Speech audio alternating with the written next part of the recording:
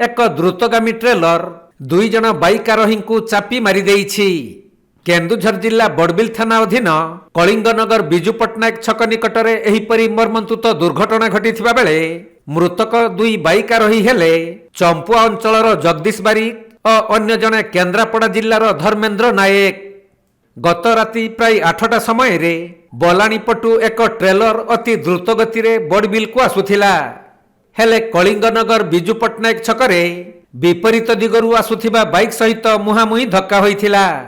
फलरे घटनास्थल रे ही दुई बाइक आरोहींकर मृत्यु होइथिबा बेले पुलिस पहुंची दुईटी मृतदेह को जबत करी व्यवच्छेद पई बड़बिल गोष्ठी स्वास्थ्य केन्द्र को पठाइछंती।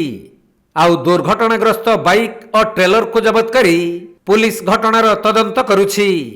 मालूम नहीं चला गया तापस को कौन एटा पर तापस कथा हो ना